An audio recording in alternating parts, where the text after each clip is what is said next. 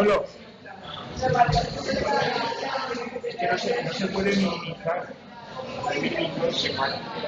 Entonces tiene que estar ahí y está en segundo plano, pero si le das a minimizar se para la cámara automáticamente. Entonces también se va a estar grabando en vídeo cuando minimizar se para. Vamos, que vaya con cuidado por si sale o cualquier cosa que no minimice, ¿vale? No. Ahora está en segundo plano, cuando le pulsas en segundo plano, vale. Entonces, claro, si le minimizas ahí lo para automático. Bueno. LN. Sí, está. Vale, nada, fíjate, pues sí, estoy por aquí. Vale, está en su correo electrónico.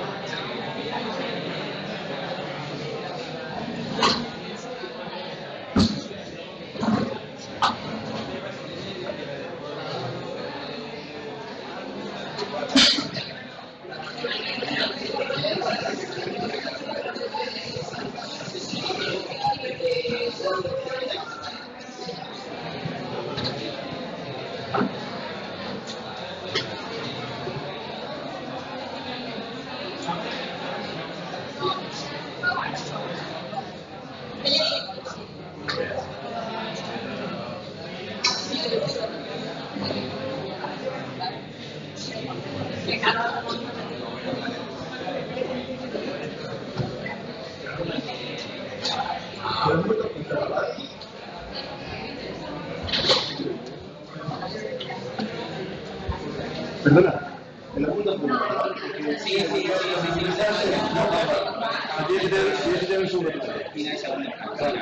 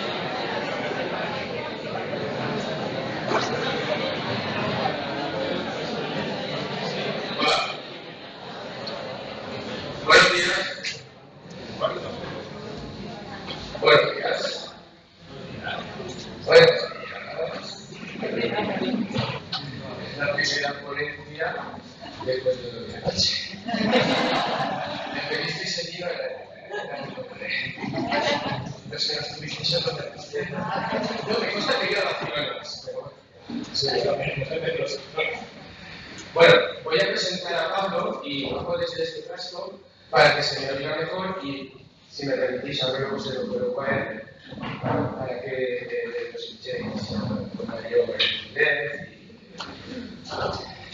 Bueno, Pablo Becerricel es una persona, yo no sé si decir de reconocido prestigio, pero conocida es muy conocida.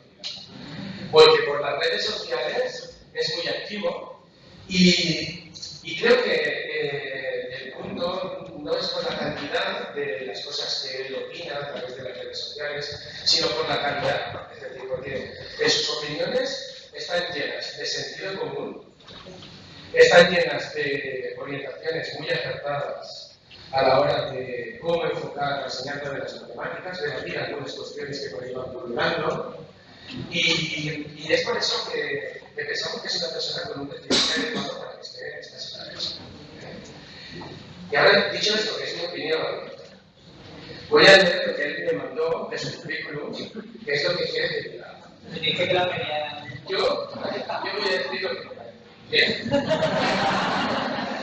Pablo Benzante dice esos flores y máster en didáctica de la matemática y en innovación, de investigación y educación. Ha sido profesor funcionario de educación secundaria y bachillerato en Alemania, España, compaginando esta labor con la investigación. Actualmente trabaja como profesor en el área de didáctica de la matemática en la Universidad de Zaragoza, donde imparte clases en los grados de magisterio, de infantil y de primaria, y en el máster universitario en profesorado de educación secundaria, obligatoria y bachillerato. Es socio de la Asociación Española de Investigación en Educación Matemática, conocida por las siglas SEIEM. Es socio y vocal de la Sociedad Aragonesa Pedro Sánchez Ciruelo, que es de la Federación. Y colabora en el taller de talento matemático de la Universidad de Zaragoza y en otras actividades como la Olimpiada de Segundo de ESO y la Olimpiada Matemática Española en su fase aragonesa. Divulga sobre educación matemática desde su cuenta de Twitter, sobradamente conocida, y desde su web tierradelúmenes.com. Bueno, pues nada más y espero que disfrutéis con la charla de Pablo.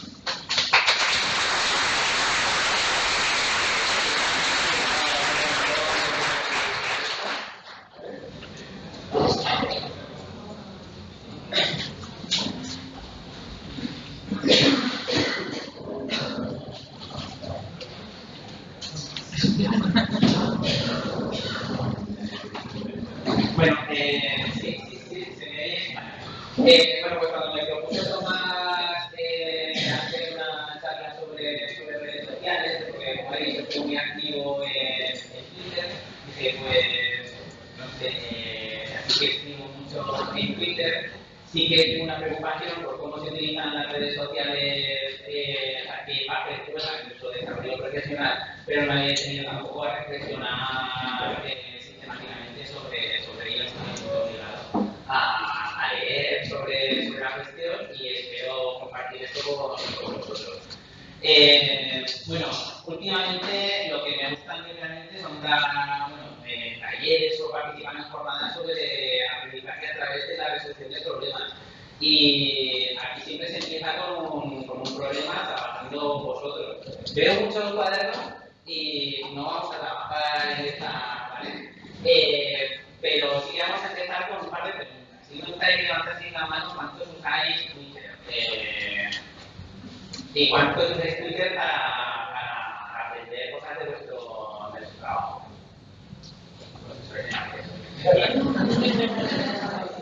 Vale. Y ahora la otra, no voy a trabajar mucho más, pero sí empezar con una pregunta que he puesto en Menti. Si entráis en menti.com o leéis el código si entráis en Menti y leéis el código, se trata luego de ingresar ese.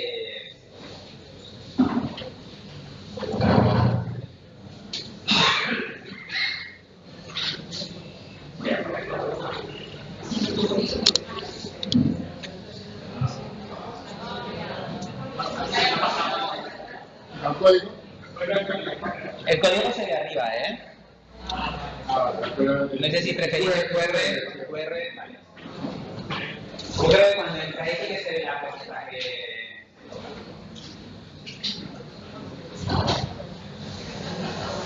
Vale.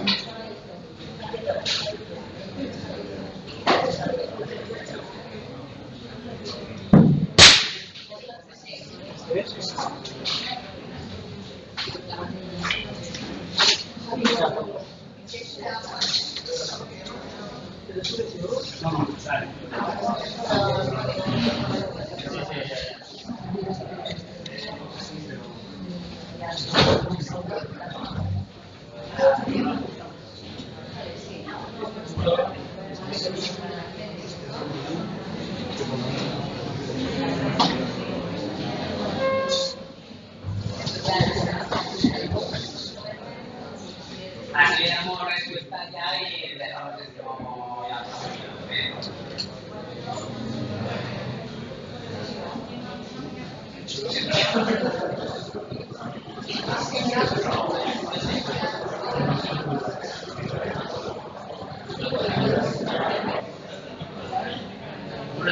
quejarse y criticar no está. Sí, yo lo he puesto. Pero no sabe. Una crítica. Yo he puesto crítica. Pero es que campo de batalla. Es una mapa de batalla, pero si estamos haciendo algo que esto Es territorio de... sí que aprendemos con Twitter, sí que compartimos la información, lo usamos para entretenernos.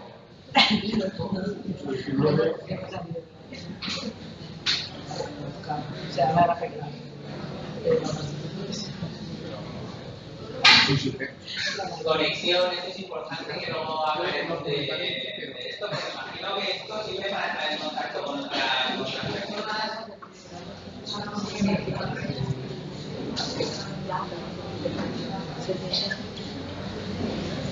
Bueno, luego prometo compartir esto por redes sociales y así nos queda todo en la nube a mano para como respuesta a la pregunta. Y ahora ya vamos a hablar de lo que queramos, ¿vale? Bueno, si le preguntamos a un amigo mío que tiene la culpa tanto de que me haya metido en Twitter como, bueno, no, la culpa de que me haya metido en Twitter es el Inter, porque yo hice en 2010-2011 un curso sobre ABC, creo que era, y no sé si habéis hecho alguno, pero hubo por lo menos una temporada donde querían compartir el trabajo de curso con un hashtag, y así me queda cuenta. Y luego hasta 2016 pues me volví a retomar Twitter. Mi amigo Carlos sí que usaba Twitter, también tiene la culpa en parte de que decidiera yo en tiempos hacerme profesor de matemáticas, pero el otro día me puse esto por WhatsApp, que se pierde mucho tiempo, ¿no? Bueno, luego leí. Bien. Antes de continuar, decía que cuando me propuse tomar la charla, pues realmente lo considero un pequeño marrón, porque, claro, yo uso mucho Twitter, uso mucho Twitter, para cosas, dejémoslo ahí. Entonces, esta diapositiva es como si fuese un disclaimer, porque sí que voy a ofrece mi punto de vista personal y su parte implicada, por lo tanto, de cualquier cosa que diga, por favor, distancia, intentar sacar cada uno el conocimiento o la información que quiera a partir de las reflexiones, pero su parte implicada, es evidente. Me voy a poner el paraguas al final si hace falta, porque además hay mucha gente en Twitter y luego a saber lo que se comparte. Entonces, sí que voy a mencionar también otros autores que han investigado sobre esos usos de Twitter, pero lo voy intercalando con mi experiencia en mi visión personal. Esta es la diapositiva que le sonará, por ejemplo, a Raúl, porque hace poco estuve en Barcelona y también compartía alguna reflexión desde un punto de vista personal. En mi humilde opinión, yo cuando comencé a dar clase no tenía ni idea. En ese momento no era consciente. Voy a dar clase en primero de secundaria, fracciones. ¿Cómo no voy a saber explicar fracciones? Yo me hago una imagen mental de cómo es un buen profesor de matemáticas, porque he tenido unos cuantos a lo largo de mi vida. Intento replicarlo, mejorarlo desde mi opinión, pero todo lo que esté fuera de ahí se escapa a mi marco mental. Entonces, en ese momento no sabía que no tenía ni idea. Ese árbol de la derecha es un himno, ¿vale? Por si alguien piensa en qué momento se ha caído del himno. Pues no sé si fue un momento en concreto o a lo largo pero sí que llega un momento en nuestra vida profesional que dice, que a lo mejor hay más vida a partir de como yo concibo ahora que debe ser una clase de matemáticas, ¿no? Pues ya me adelanto a lo del himno por si alguien estaba pensando esto ya. Entonces, a lo largo de mi vida profesional, he aprendido mucho de mis compañeros y compañeras de centro. Vaya por delante. Pero no he tenido la suerte de caer a lo mejor en un departamento con alguno de vosotros, con gente con las mismas inquietudes o que hubiese pasado por esa etapa. Entonces, cuando llegaba la experiencia personal, es esta. He llevado muy bien con todos los compañeros, he aprendido, pero En mi caso particular, el verdadero impacto ha sido cuando, como ha comentado antes Tomás, hice la tesis en didáctica, empecé de asociado en la Universidad de Zaragoza, donde daban clases de Martín, de Rafael Escolano, en fin, profesores investigadores que tienen secuencias fundamentadas desde la didáctica y decido aplicarlas al aula y cambiar un poquito, cambiar radicalmente mi forma de concebir las clases. Entonces, el verdadero impacto ha venido por ahí, en aplicar estas secuencias, en reflexionar sistemáticamente sobre mi práctica docente, en charlar con gente como Eva, Rafael, otros investigadores, en jornadas como esta, y investigar, porque también investigo y eso en mi caso lo pongo con asterisco porque no considero que sea algo obligatorio, pero si investigas sobre la práctica de aula sí que repercute también en tu práctica docente, es inevitable.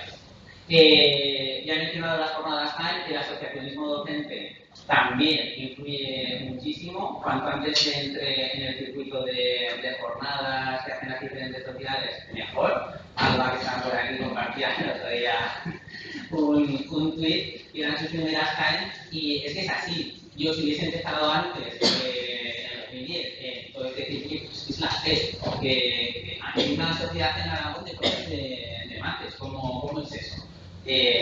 Pues si además de que metemos ahí, mejor. Y sí que tengo que mencionar a un centro en particular que de los 9-10 en los que he estado, pues es el único en el que he tenido la sensación de poder colaborar mano a mano con Ana, con una compañera, con Ana, que no ha podido venir, pero los que pasasteis por la mesa de evaluación formativa, la Ana de la diapositiva será aquí. Bien, no pretendo que leamos todo esto de la diapositiva.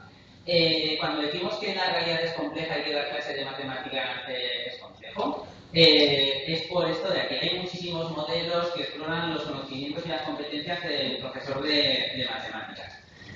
Todas estas cajitas de aquí, estas de aquí son lo que son matemáticas. Esta de la derecha sería el conocimiento matemático común, compartido con los estudiantes de esa misma etapa. En el caso de las fracciones que comentaba antes, pues lo que sabe de fracciones es un alumno de primero de secundaria, sería conocimiento común con estos estudiantes. Debemos tener también un conocimiento ampliado, más allá de eso. No me puedo quedar con las matemáticas de primero de secundaria, necesito más, ¿no? Pero, aparte, hay un conocimiento matemático también orientado a la enseñanza que no se ve en los grados de matemáticas. En el caso de las fracciones, deberían ser los diferentes significados de las fracciones, como razón, como medida, como cómo se conecta con la probabilidad. En fin, hay una serie de conocimientos matemáticas, que ya no se dan en los grados de matemáticas. Y luego, todo lo que tiene que ver con las interacciones de clase, dificultades de alumnos, etc. Entonces, cuando decimos que es muy complejo, es por esto de aquí. Lo que comentaba antes, que era una impresión personal, ¿no? Que cuando comenzamos a dar clases nos fijamos en el modelo que conocemos de profe de matemáticas, aparte de ser una sensación personal, está reflejado en la literatura científica. Aquí este autor White menciona que cuando empezamos a dar clases, pues hay una tendencia, además menciona específicamente a los profesores de matemáticas, pero esto sería lo mismo para cualquier otra asignatura. Bueno, mostramos una tendencia a reproducir lo que hemos vivido como estudiantes, porque le damos el crédito de nuestro propio éxito. Eso es así. Tenemos que ser conscientes de eso y salir de ese, vamos a llamarlo, pozo, porque si no lo que estamos haciendo es asumir la ideología dominante y seguir de la misma manera. Bien. Pero cuando hablamos de cambio, cambiar por cambiar o por qué. Cuando hablamos, y antes se ha hablado de la resolución de problemas. La resolución de problemas en matemáticas ha ocupado un lugar central desde siempre en matemáticas, pero solamente desde los años, bueno, ya pasa tiempo, ¿no? Pero desde los años 80 es cuando se empieza a reconocer su valor en la enseñanza. Y en los currículos, en las orientaciones internacionales, hay una insistencia muy fuerte en que el aprendizaje debe producirse desde la resolución de problemas. ¿Qué ocurre? Que todo esto realmente es muy confuso porque está muy guay hablar de resolución de problemas, de que yo hago resolución de problemas, y hay autores que mencionan que, bueno, a ver qué hay detrás de ese eslogan.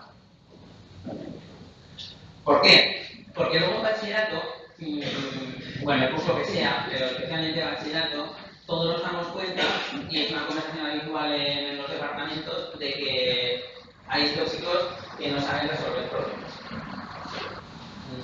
Pero ¿qué hacen? No es que están haciendo ejercicios toda su vida. O problemas, a un problema mejor de aplicación, pero como algo anecdótico. No hace falta luego para aprobar un examen de matemáticas. Pones cuentas, 6 puntos, 4 de problemas. Y ya está. Entonces, hay que ver qué hay detrás de ese tema. Vamos a ir con alguna cita antigua, viejuna. Skem en el 78 ya hablaba de comprensión relacional y comprensión instrumental. Es que cuando hablan de resolución de problemas es que se pierde mucho tiempo. Es que no todo es la comprensión conceptual, es que ¿qué pasa con los procedimientos? Bueno, pero ¿por qué no nos hacemos una pregunta al revés? Ya en 1978, Skem lo que decía es que yo pensaba que había dos tipos de profesores de matemáticas, buenos profes de mates y malos profes de mates.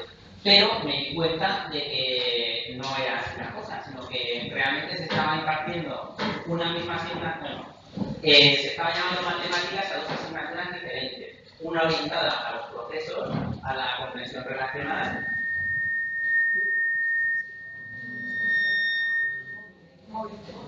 No, sí está ahí. Y otra orientada a la comprensión instrumental. Y por eso ponía la metáfora esta que es un hilo de, bueno, me lo explicaba en un hilo de Twitter, donde la metáfora que utiliza Skem son dos equipos de fútbol. Al de arriba se le dice que va a jugar a las 6 el domingo por la tarde en Mestalla, y al de abajo lo mismo, a las 6 el domingo por la tarde en Mestalla. Entonces empiezan a jugar, ellos se ponen de acuerdo en qué está pasando ahí y hacen un esfuerzo por explicarse, o eso va a ser un lío. Claro, esto era de 1978. Esto es del otro día, del 29 de junio. Al Watson, pues investigadora de matemática, está jubilada en la Universidad de Oxford, y seguimos con lo mismo. Se está llamando comprensión a algo que da el profesor en bandeja al alumno, sin más. Incluso los momentos AHA tienen que ser controlados en este modelo de aprendizaje. Bueno, estos mensajes de Watson es muy molesto, puede investigar.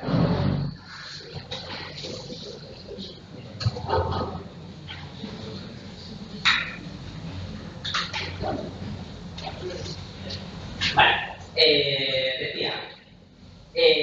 Bueno, esto es solo de la comprensión que decía antes, que era de 1978, pero es que seguimos con la misma idea. Realmente, lo que está pasando en el Reino Unido es que el Servicio de Inspección OSTER ha hecho, bueno, lleva un tiempo haciendo unos informes de investigación sobre educación basada en evidencias. Y esos informes beben de un tipo de referencias muy concretas de un campo de la psicología cognitiva muy orientado a la instrucción directa. Entonces, Anne Watson, Michael Recton y otras personalidades de allí han protestado públicamente por qué pasa con las referencias que tienen en educación matemática, incluso de otros campos de la psicología cognitiva. Suerte, por ejemplo, se tuvo que pronunciar públicamente porque le estaban quitando, o sea, sí lo citaban, pero mal, para justificar otra cosa que no decía en sus investigaciones. Pues, seguimos teniendo los mismos debates que en el 78. Estamos en lo mismo. ¿Qué queremos que aprendan? Matemáticas. ¿Qué les vamos a enseñar? A hacer cuentas. Muchas veces la didáctica lo único que nos ayuda es a indagar en qué estamos. ¿Sí lo has entendido? Pues bueno, si me molesta mucho así, ¿vale? Pues depende de lo que llamemos matemáticas, sin más. Ya he presentado uno de los debates que por Twitter, lo he mencionado que el OSCE se acoge mucho a la educación directa como paradigma de la buena educación matemática, y en este... ¿Se oye mal? ¿Y si me lo quito? Ahora se oye bien. Bueno. ¿Sí? Volvéis a levantar la mano, ¿vale? Por favor. Ahora me despisto, esto que pasa, Bueno, pues uno de los debates recurrentes, o que lo recibo como recurrentes en Twitter, es el de la educación basada en evidencias. Entonces, este artículo de la izquierda sale cada 2 por 3, el de Kirchner sobre el plan de 2006, que viene a decir que por qué la instrucción por descubrimiento, con poca guía, por así decirlo, el constructivismo, el aprendizaje basado en problemas, porque todo eso no funciona. Y lo quita. Mira, esto está demostrado, 2006. Vale. Bueno, pues, y te lo pongo como ejemplo para refrendar esa afirmación. Pero siempre se olvidan de poner la otra parte, que es lo que se queja Watson, por ejemplo, ¿no? En la misma revista, autores de la psicología cognitiva también dicen, espera, que a lo que estás llamando aprendizaje por descubrimiento no es aprendizaje por descubrimiento.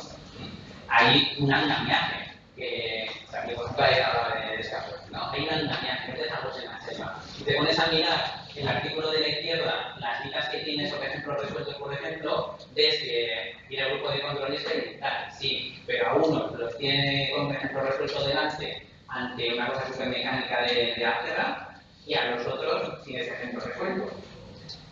Cuando a los otros, por descubrimiento, lo que les hace es ir a la mesa del profesor para ver si está bien o está mal. Y el feedback que recibe es sí o no. Y luego, bueno, entonces claro, ¿qué va a salir bien? Entonces, cuando veamos esto de Twitter, hay que ir un poco a rascar que hay detrás, ¿no? Pero ese debate se ve. Entonces, como estamos ya un poco mencionando los usos de Twitter, como el papel que juega en nuestro desarrollo profesional, y podemos ver estos debates que nos pueden despistar, porque a nosotros claro que nos gustaría basar nuestras clases en lo que dice la evidencia, y ojo cuando usamos esta palabra, porque no tiene el mismo uso en español que en inglés, ¿no? Pero queremos basarnos en resultados de investigación, en qué nos dicen los que saben, los que han investigado sobre esto, ¿verdad? Bueno, pues aparte de estos artículos, también podemos ir a monográficos y orientaciones internacionales donde diferentes autores han juntado para resumir un poquito lo que hay sobre un aspecto en concreto en este caso de la educación matemática. Y aquí, por ejemplo, en este monográfico sobre resolución de problemas y generación de problemas, nos dicen que la investigación claramente sugiere que la resolución de problemas no debería enseñarse como un tema separado, sino que debería formar parte integral. Entonces, sí que deberíamos quedarnos tranquilos por ahí. Porque lo mismo aparece también en orientaciones como la del NCCM, que ya tiene sus años, pero entre las cosas que dicen, pues es que fíjate, construir conocimiento matemático a través de la resolución de problemas. Y seguimos en las mismas. Claro, que lo pongan en las orientaciones del NCCM no quiere decir que en Estados Unidos sea todo aquello maravilloso. Hace poco, revisamos el libro de Takahashi sobre aprendizaje a través de la resolución de problemas. Ahí en Japón, de forma estructural, tienen un programa de desarrollo profesional que se llama Lesson Study, donde los profesores en su horario tienen horas determinadas para diseñar tareas de aula y luego a implementarlas a una de las clases, observar a otro profesor cómo lo está haciendo, entrar luego en un ciclo continuo de mejora, etc. Entonces, cuando Takahashi viajó a Estados Unidos después de hacer todo lo que aparecía en los documentos del NCCM, resolución de problemas, etcétera, yo creo que en Estados Unidos no se estaba llevando a cabo nada de eso. Estaban unos cuantos centros, y esto que decís en estos documentos, ¿qué pasa? ¿No? Pues, bueno, no es solo todo lo que reduce, pero dentro del NCCM también se percibe que esas orientaciones siguen sin llegar al aula. Hoy en 2007, bueno, lo de la izquierda es un parrafito que aparece aparece en el marco de la derecha del NCTN, donde nos habla que la evaluación debería ser algo rutinario dentro del aula. No deberías parar tus clases para hacer una prueba de evaluación, sino que debería formar parte de la cultura de aula, ¿no? Que no fuera una interrupción. Bueno, pues 7 años más tarde, Olsen hace un estudio con socios del NCTM, como si viviese aquí, y ¿qué hacemos en clase realmente? Bueno, pues la mayoría utilizaba técnicas tradicionales de evaluación sumativas frente a técnicas formativas, cuando en los estándares del propio NCTM pues, indicaba o sugería lo contrario. Bueno, entonces, ¿por qué cuento todo esto? Si tampoco hay tanto de redes sociales que he mencionado un debate, ¿no? Porque muchas veces no es que es muy duro enseñar a solas. Y en esta cita John dice que efectivamente muchos de nosotros lo hacemos a solas. Podemos tener 4 compañeros de departamento, damos clase, podemos hablar con clase, pero realmente no entramos a clase de un compañero a ver qué está haciendo. Igual, en las reuniones de departamento simplemente se habla de hasta dónde has llegado.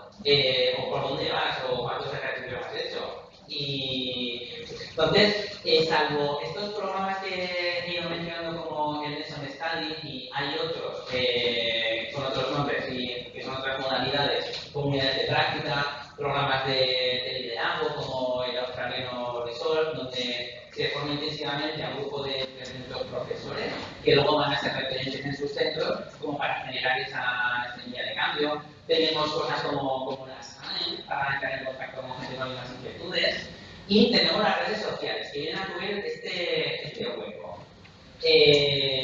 Larsen, que hizo una tesis con LinkedIn, ahí en sus trabajos explora el uso de, bueno, explora en concreto el NTDOS. Y el NTDOS, ¿a cuánto nos suena esas siglas? Ahí bien, bien. Bueno, pues luego lo busqué como hashtag. NTDOS son las siglas de Mark Twitter Blogosphere. Es una etiqueta que tiene un recorrido ya de un montón de años en Twitter. Igual que, bueno, la etiqueta de claustro virtual nos suena a todo lo que usamos, ¿no? Pues lo mismo, pero solo de markers. Luego tiene subetiquetas, charlas sobre aspectos concretos, y se comparte con esto de aquí de la izquierda. Se compartió en 2017, es una captura que tiene Larsen en su tesis, que viene a reflejar el impacto que tiene participar en esta comunidad en el desarrollo profesional, ¿no? Si vas haciendo mejor tus clases, pero realmente Twitter viene a cubrir ese hueco de entrar en contacto con otras cosas, con otras culturas. He puesto estos dos, el NTDOS y el Smart, porque hubo una polémica en 2017 y veis que muchos, cuando vais luego a buscar, pues lo estoy haciendo ahora, veis que muchos tweets que aparecen con el almohadilla NTDOS luego tienen el Smart. Esto es porque Dan Meyer en 2017 señaló que quizá esas siglas eran poco inclusivas, como críticas, en el sentido de crítico. Ostras, pero me tiene que invitar para participar aquí. ¿Qué significan esas siglas? ¿No sería mucho mejor algo que se entendiese por sí solo para poder empezar a participar en discusiones? Y por eso vais a ver que están las dos etiquetas. El NTDOS, además, como lleva tanto tiempo, pues ha habido usuarios que han recopilado todo lo que conocimiento que se genera desde esa red. En esta página vais a encontrar gente que publica o ha publicado bajo esa etiqueta, las diferentes etiquetas que se han usado, donde puedes encontrar miembros que van publicando sobre educación matemática. Y a mí sí que, participar, aquí era un completo mirón. Muchos somos mirones, bueno, yo ahora no, pero he sido mirón en Twitter. Y Twitter me ha ayudado a descubrir cosas como el cuál es el que no encaja. ¿Sí? ¿Cuál es el que no encaja? No nos suena, ¿a cuánto no nos suena el...? Sí que nos suena, es que esto sale cada 2 por 3 en las jornadas estas sale. Por si queda alguien sin conocerlos, es una actividad de aula, en este caso sobre números, pero bueno, de geometría, de funciones, etc. Se trata de dar una razón hacia ellos. Pensar cuál creemos que es el que no encaja y dar una razón para ello. Lo bueno que tiene es que cualquiera de ellos es el que no encaja. Puede tener una razón para cada uno, ¿no? Y la gestión de aula es poner aquí una cruz e ir preguntando, no me quiero detener, ¿vale? Esta la descubrí yo a partir de la MTDOS. También descubrí la plataforma de Desmos, no la parte que tiene como calculadora gráfica, una especie de una calculadora gráfica, sino la parte de secuencias de aulas ya precocinada, donde pues tienes un detonante, está todo muy estimado para que la gestión de aula pues vaya en esa sintonía con la resolución de problemas. Luego puedes visualizar lo que han hecho los alumnos. Este en concreto es un vídeo es sobre funciones. Te presenta una serie de vídeos cortos con situaciones donde hay dos magnitudes que varían y tienes que hacer la gráfica. Esta de los huevos, además, la hagas es muy interesante. En el curso, sea el curso que sea, salen cosas interesantes. Esto, de hecho, creo que es en el máster de secundaria. Lo he invitado por si acaso, pero bueno, si lo haces en cuarto de secundaria, lo mismo. Igual te hacen hasta las barras al revés. ¿Sí? Y salen cosas a comentar después, porque esto como, ¿por qué está reflejando la gráfica? Pues esto también lo descubrí yo a partir del MTDOS.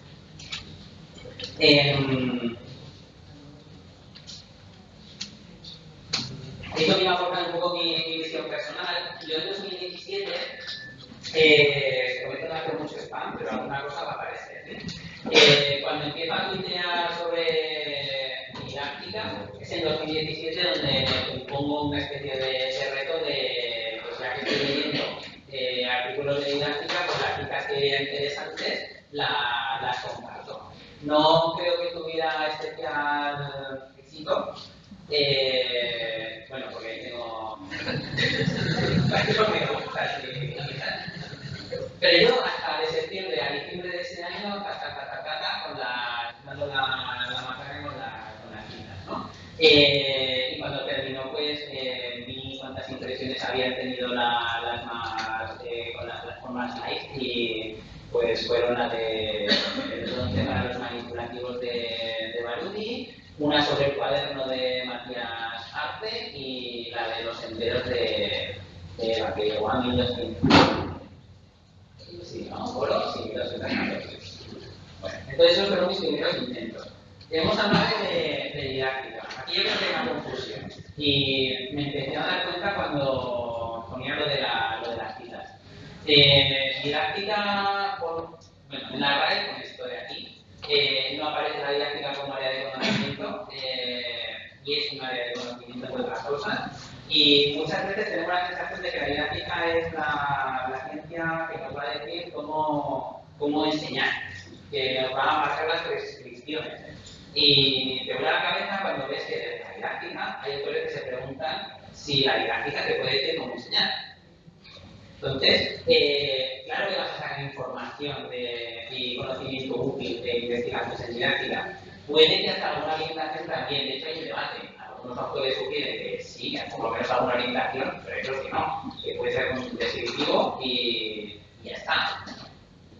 Entonces, a ver lo que les decimos a la didáctica, porque no tiene por qué incomodar la clase, no creo que debiera. Bueno, también estando, después de aquella época con las citas, pasé a utilizar hilos como forma de expresarme en la red. Algunos autores, como Castañeda Sina, que lo tenemos por aquí, Rodríguez Núñez, señalan también este uso y este potencial de los hilos. Los hilos los oriento sobre todo a secuencias que he llevado a cabo en clase y no tiene por qué ser mía. Esta en concreto es de la Mediatriz, que compartía de Arnal País, que es un compañero de la Universidad de Zaragoza. Lo que cuento luego es todo el andamiaje, cómo lo he llevado en clase, cómo se conecta con otras historias. Y esto yo creo que tenía más llevada que esta forma la clica. Porque yo creo, si no luego me corregís, se muestra un poco cómo se aterriza en el aula. Hemos hablado de Twitter. Hay otras redes que merece la pena mencionar, hay muchas. Tenemos WhatsApp, por ejemplo, y también hay grupos de profesores muy activos. En matemáticas, últimamente los grupos de Telegram están teniendo una gran repercusión. Hace poco Daniel Ruiz compartía una serie de enlaces en educación matemática, igual cuántos estamos ahora más, 800 o una barbaridad. Más, ¿no? Ahora mil, Pablo. Ahora mil, sí, porque después de eso. Después de eso. Bueno, aquí también, en esta es otra, bueno, con este tema de la aritmética de álgebra, aquí vuelvo a hacer un poquito de spam, lo que hacemos es crear un grupo de Telegram donde discutimos sobre una propuesta en concreto, que viene de la tesis de Bakir. Bakir en su tesis explora, bueno, justifica que los modelos concretos para los números enteros tienen dificultades y propone una secuencia que lleva a cabo en el aula, que también ha llevado, para introducirlos en un entorno algebraico. Entonces, este tipo de Telegram, bueno, esta línea de exploración, no, bueno, la experiencia estamos satisfechos, pero le pedimos más a ese tipo de interacciones. Y poder poner en contacto a investigadores como Eva con profes que estamos empezando a usar la secuencia, poder discutir entre nosotros con ella sobre eso, yo creo que es enriquecedor. Luego, aquí estoy soltando reflexiones pues, personales. Este diagrama de aquí lo he dejado en notas porque no tengo ni idea de cómo terminarlo. Lo que hago es divulgación en didáctica. Se puede hacer divulgación en didáctica o educación matemática. Hay divulgación en matemática, que eso lo tenemos claro. Divulgación en matemática sí, yo aquí a Ana que la tengo más. Pero la divulgación matemática no sirve luego en clase. Yo creo que sí, o sea, que hay un nexo de unión ahí clarísimo. Pero la educación matemática es algo más, o sea, no solo la educación es educación, ¿no? Sino que ahí hay como una especie de intuir que hay una intersección por explorar, no sé ni siquiera hace falta definirlo, pero yo creo que en todo lo que leemos en redes podemos identificar alguno de estos puntos. Y bueno, como para terminar, a mí lo que me gusta también mucho de Twitter es poder entrar en contacto con los profes con las mismas inquietudes. Y hace poco, preparando esta charla, dije, oye, voy a preguntarlo en Twitter. Y justo, prometo que no lo había leído, pero además el título de la charla ya estaba reflejado de antemano. Pero Owetua, el día de antes, había hecho una pregunta similar. Profesores, ¿qué cambio en vuestra práctica de aula ha sido por algo que habéis visto en Twitter? Me pareció que se apuntan, ¿no? ¿Qué podemos esperar de las redes sociales? Entonces, Cristina, que sé que está por aquí por la SAE, me manda el enlace de la conversación. Daniel Ruiz pues, vuelve a lanzar aquí haciendo arqueología literaria de 2018, los libros de Cecilia. 16. Y empieza a ver mal. Demasiado Twitter. Claro, pues esto a mí me parece muy bonito, ¿no? Porque son cosas que no te pasan en tu día a día en el aula. Y no tengo más reflexiones que compartir de momento con vosotros. Sí que tenemos un ratito ahora para hablar de lo que queráis. No sé si tenéis, a ver, alguna de las, si son las mismas percepciones que tengo yo las que tenéis vosotros. Pues yo me lanzo. Yo quería hacer una pequeña reflexión porque me parece muy interesante cuando estabas intentando construir ese diagrama de Venn ahí.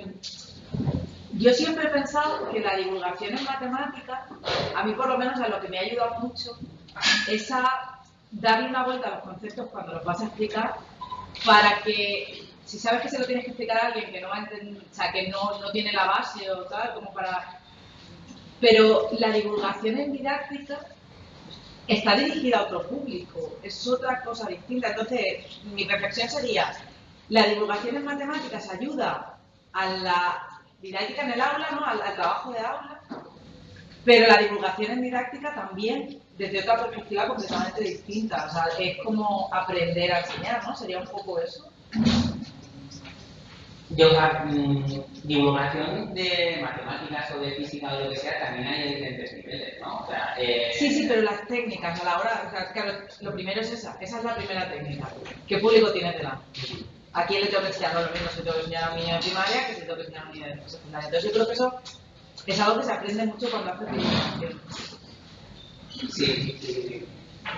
A mí hubo un hilo que no lo habéis escuchado, pues no sé si voy a poner el micrófono por aquí.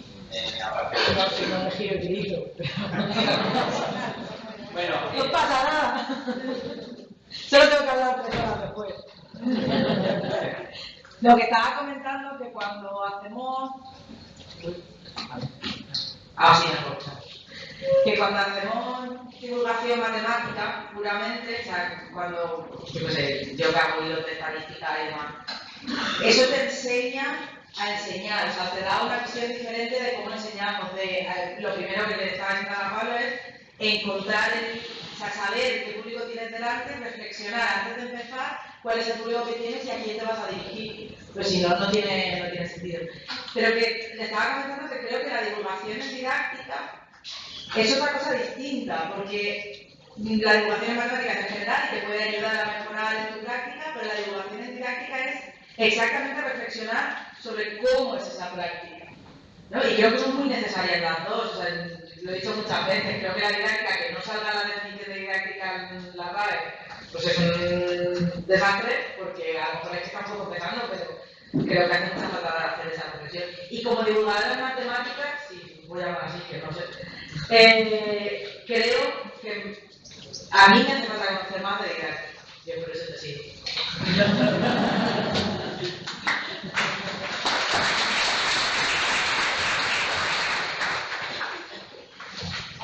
bueno, lo que estaba comentando, no sé, ya lo estaba hablando al hilo de eso, que sí que hay divulgación en matemáticas o de física o de biología o lo que sea, a diferentes niveles. Los chicos que están en primaria leen divulgación.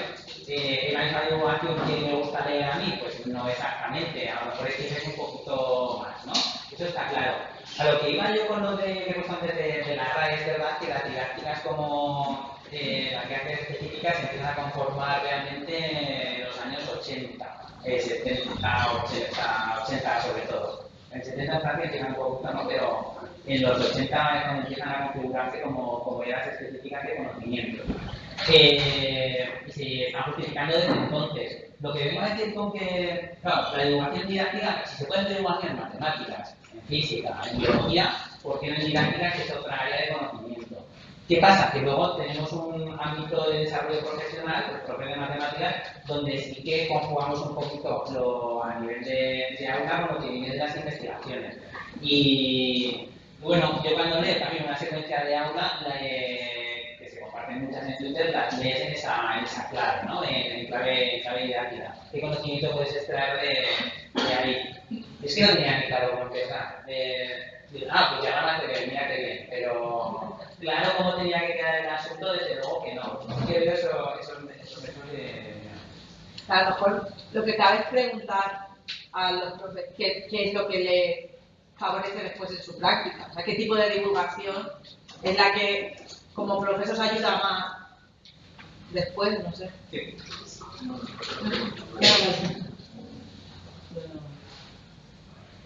Al final, en la práctica, lo que más la aplicación inmediata son las secuencias didácticas. Que igual, o sea, es un público mucho más.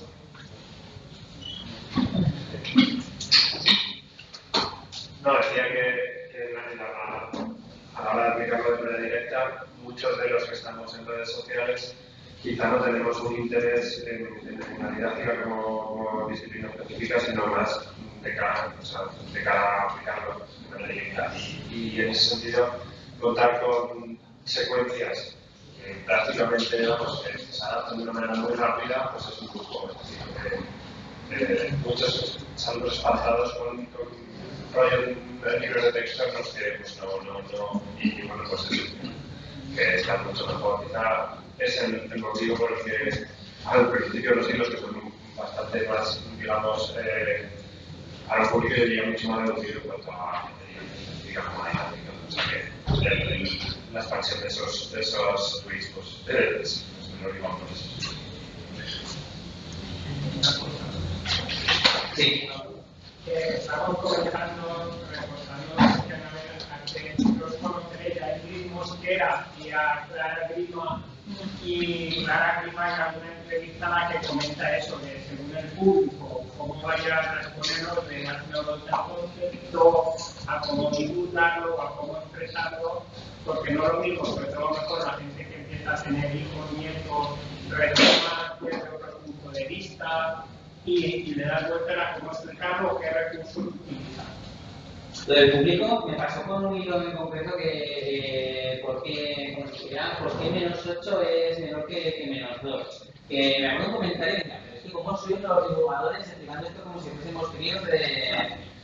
A ver, no sé si te lo han leído entero, pero no sé qué han leído. Y me llamó mucho la atención porque, claro, no era el típico, normalmente los hilos lo ven profes, a una familia o algo así, pero claro, yo creo que era un tuitero que esperaba un hilo de divulgación y esto era divulgación pero para otro público. Entonces, cuando entras en una sala de herramientas invitada a lo mejor, pues puede darse ese fallo entre, bueno, en todas estas, pero que es que no es lo que esperas, ¿no? Sí, estamos, perdona, con...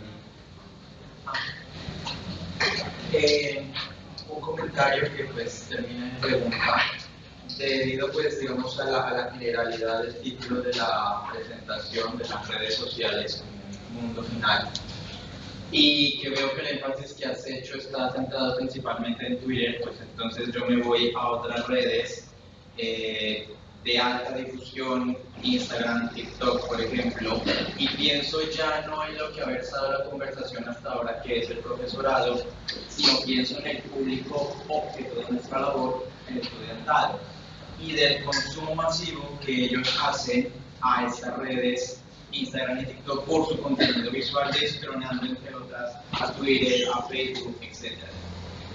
En matemáticas y en física distingo a algunas personas, de hecho de España, que son creadores de contenido geniales, Eduardo Sáenz de Cabezón, matemáticas, y hay uno en física que me encanta que es Javi Santaolalla, quienes no solamente crean un contenido para estas redes, sino que han tenido un impacto tan alto que basta con entrar a los comentarios de los videos y ver cosas como, por ejemplo, por fin entendí X cosa, por fin logré entender lo que en 2 horas de clase trataron de explicarme en una pizarra. Y al final uno mira que el recurso al que ellos acuden es un recurso visual, y cuando uno mira al final qué es lo que hace tan popular estas redes sociales, se da cuenta que lo que la gente consume ahora, jóvenes, son unidades mínimas de información cortas. Ellos no quieren un video de 1 hora de YouTube, ellos quieren un video corto de 1 minuto que te muestre y te envíe un mensaje y sobre el cual tú puedas reaccionar. Entonces, a la luz de esa panorámica, mi pregunta sería, a la luz además de la reflexión que dices que has hecho hasta ahora, ¿cuál es tu posición, tu postura, tu forma de ver ese tipo de uso de las redes sociales en el dominio, en el campo educativo, su pertinencia, la forma en que tú veías que podrían o no llegar a ser incorporadas en la gestión de la clase, porque sí, y porque la gente las usa y las consume, y porque, y siendo ignorante, un buen provecho se podría tomar de ellas, pues, como complemento, no sé de qué forma el verbo integrarse se articula ahí, pero para complementar algunas de las cosas que como docentes pues hacemos en nuestro quehacer profesional. ¿Se ha escuchado, Juanpi, por ahí? Bueno, la charla está orientada al uso de Twitter como desarrollo profesional para docentes. Me pregunta el compañero por el uso de las redes sociales con el alumnado. Ya has mencionado Instagram, TikTok, YouTube, también lo incluiría ahí. No me he preparado esta parte, sí que desde el punto de vista de investigación sí que he hecho, bueno, he investigado sobre el uso de, bueno, he caracterizado vídeos de YouTube en términos de si los más populares son los más idóneos desde el punto de vista del contenido, más adecuados o no. Entonces, pones en el lugar de un alumno de segundo de secundaria y que creas repartos proporcionales en la barra de búsqueda de YouTube, pues qué es lo que te aparece, ¿no? Nos quedamos con 20 vídeos de los más vistos, con más de 1000 visitas, creo que da, hace 3 años de esto. Y nos pusimos a evaluar qué es lo que aparece ahí. Para empezar, pues son repartos proporcionales. Mujeres de 14 años de edad que aparecen en ese momento en un punto concreto del currículo. Y algunos estaban enfocados desde un nivel de aprendización excesivo para la edad a la cual se ven esos repartos, y otros incorporaban errores, otros no incorporaban argumentos, etc. Entonces, en concreto, el uso de YouTube tendría que pasar por tendría que ser el docente que seleccionase el canal apropiado, o fuera él el que decide esa forma de enfocar las clases y que preparase los vídeos para que fueran coherentes con lo que hacen en clase. Es un campo por explorar. Claro que los alumnos lo usan de forma espontánea para resolver sus dudas. Se trata de que lo que hagamos en clase sea coherente con lo que hacen ellos también en redes. Respecto a lo que él ha dicho, quiero comentar una cosa que me pasó hace 4 cursos. Yo pregunté a mis alumnos de cuarto si ellos tenían cuenta de Twitter, me dijeron que sí. Recuerdo que la edad autorizaba tener una cuenta en redes sociales está limitada. Entonces yo les propuse utilizar Twitter con matemáticas. Y en esos momentos se publicaban algunos hilos que a mí me parecían interesantes. Yo estaba empezando a utilizar Twitter como herramienta de aprendizaje y ampliación. Y a la semana desde la primera propuesta me llamaron desde la dirección del centro. Un padre se había quejado porque yo estaba obligando a su hijo a utilizar una red social.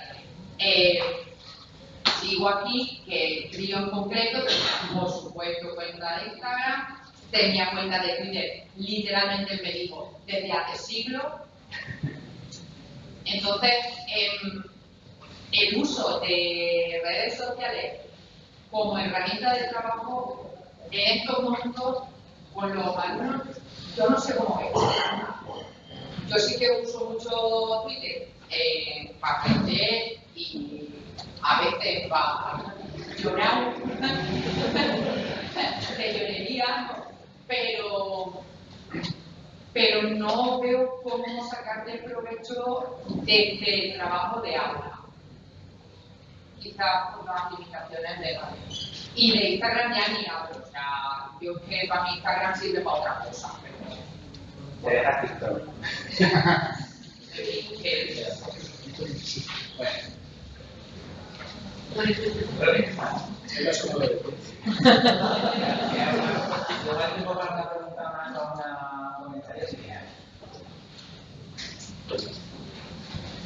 Pedro.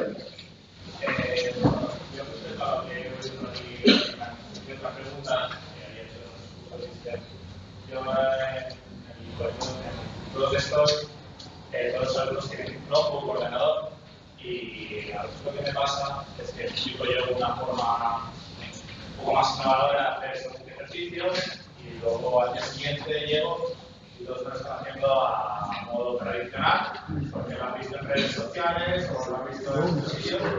Y quería preguntar cómo hacemos para que eso o cómo le digo yo a alguien que está haciendo algo de manera correcta. Vale, estuviste en la mesa de evaluación formativa de ayer. En el título de la mesa al final tiene una palabra que era coherencia, ¿no? Evaluación formativa, resolución de problemas, coherencia. Lo de la coherencia va un poco por lo que me estás comentando. Si tú en clase lo haces de forma innovadora, que he mencionado, de una forma rica, teniendo los procesos, la evaluación tiene que ir en la misma línea. Si estás dando proporcionalidad, por poner un ejemplo clásico, y te lo resuelven por regla de 3, ¿qué pasa? Física, o sea, eso no, ¿eso qué? Dime lo que significa esta división, la condición de regularidad que tienes para que sea una situación de proporción directa y que te sale lo mismo, sí, pero es que esto no, o sea, eso no son matemáticas, lo que con esto estamos trabajando es la simplicidad del número. Entonces, miraros los justos, van a seguir recibiendo seguramente esa instrucción adicional en casa, ¿no? Porque los padres también queremos ayudar a nuestros niños y no sabemos hacerlo muchas veces de la forma más adecuada. De hecho, estamos en la situación que comentaba al principio. La imagen que tengo yo de las matemáticas y de la enseñanza es la que he recibido yo. Si yo me he sacado una carrera en lo que sea, y en esa carrera había matemáticas, yo sé lo que son las fracciones, por Dios. ¿No? Incluso, o sea, la nota de 3 en la carrera hasta me sirvió. ¿Cómo me estás diciendo que tu profe? Entonces, se trata, ahí ayuda mucho que la evaluación sea lo más coherente posible. Y cuando dices coherente, pues, se pueden cambiar los ejercicios también, ¿no? Para que lo... Es que me ha pasado este año. Yo llevo empeñada en que no se usen las tablas de la normal. Es mi lucha personal. Y vienen de la academia, es primero de carrera, y vienen de la academia con las tablas de la normal. Y entonces lo que hago es que no les evalúo, o sea, no pueden usar la tabla de la normal en la evaluación y el ejercicio no se presta que usen la tabla de la normal. Pues no sé. Si quieres cambiarlo, se puede, si tú estás, o sea, no puedes decir una cosa y luego dar por buena otra. Si aquí se están los procesos, tienes que bajar los